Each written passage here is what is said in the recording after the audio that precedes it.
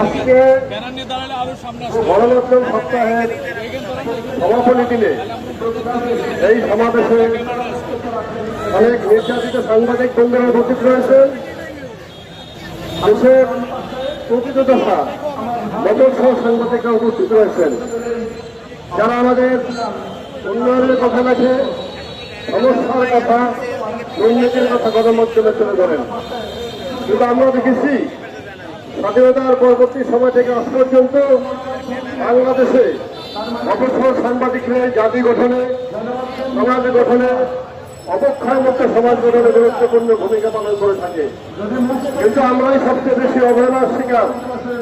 আমরা যখন দায়িত্ব পালন করতে যাই, আমরা যখন পেশাগত দায়িত্ব পালন করতে যাই, সংবাদ সংগ্রহ করতে যাই, আমরা রাজনৈতিক দুর্বৃত্তায়নের হাতে নির্যাতিত হই। কিন্তু আমরা রাজনৈতিক নেতাদের পক্ষে দিকে তাদেরকে নেতা বানাই। আবার আমরা যখন প্রশাসনিক অনিয়মের কথা লিখতে যাই, আমরা যখন প্রশাসনের বিরুদ্ধে লিখতে যাই, তাদের ঘুষখোরের বিরুদ্ধে লিখতে যাই, আমরা তাদের হাতে নির্যাতিত হই। সুতরাং আমাদের আজকে যত সাংবাদিক সংগঠন আছে বাংলাদেশ, ঐক্যবদ্ধ হয়ে ওই যে প্রশাসনিক দুর্বৃত্তায়ন, রাজনৈতিক দুর্বৃত্তায়নের বিরুদ্ধে আমাদের রুখে দাঁড়াতে হবে। সবার খবর একসাথে চালিয়ে যেতে হবে। অবসর সাংবাদিক ফোরাম দীর্ঘদিন যাবৎ সাংবাদিকদের অধিকার প্রতিষ্ঠার জন্য নির্যাতনের বিরুদ্ধে কাজ করে যাচ্ছে। আজকের এই মহাসমাবেশ থেকে সকল সাংবাদিকদের প্রতি উদাত্ত আহ্বান জানাবো। অবসরে যারা একাধিক সংগঠন, বিভিন্ন সংগঠন রয়েছেন, সবাই ঐক্যবদ্ধ হয়ে যান। আজকে সবাই এসেছে, নতুন সরকার এসেছে, আমরা ফেসিবাদ থেকে মুক্ত হয়েছি। আজকে আমরা মুক্ত সাংবাদিকতা করতে চাই, আমরা স্বাধীন সাংবাদিকতা করতে চাই। আমাদের নিজের খেয়ে অবসর সাংবাদিকরা রাষ্ট্রের কথা লিখি, আমরা দেশের উন্নয়নের কথা লিখি। কোন মন্ত্রী যদি কোনো বড় প্রকল্প উদ্বোধন করে, আমরা সেটা গণমাধ্যমে তুলে ধরি। সেটা ঢাকার কোনো গণমাধ্যম সাংবাদিকরা তুলে ধরে না। কিন্তু আমরা কেন অবহেলিত থাকবো?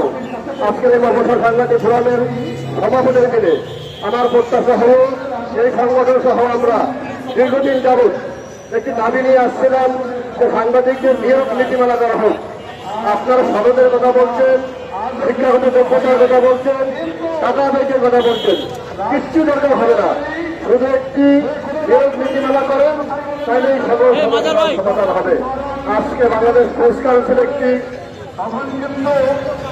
অবৈধ প্রতিষ্ঠানে পরিণত হয়েছে। তারা সাংবাদিকদের কল্যাণে কোনো কাজ করতে পারে না। আজকে পিআইবি অবসর সাংবাদিকদের প্রশিক্ষণ না দিয়ে যারা প্রশিক্ষিত সাংবাদিক তাদেরকে বারবার প্রশিক্ষণ দিচ্ছে। আমরা বারবার বৈষম্যের শিকার হচ্ছি। অবসর সাংবাদিকদের এই সমাবেশ থেকে উদাত্ত আহ্বান জানাবো, বৈষম্যের বিরুদ্ধে আমাদের দল ঐক্যবদ্ধ থাকবে।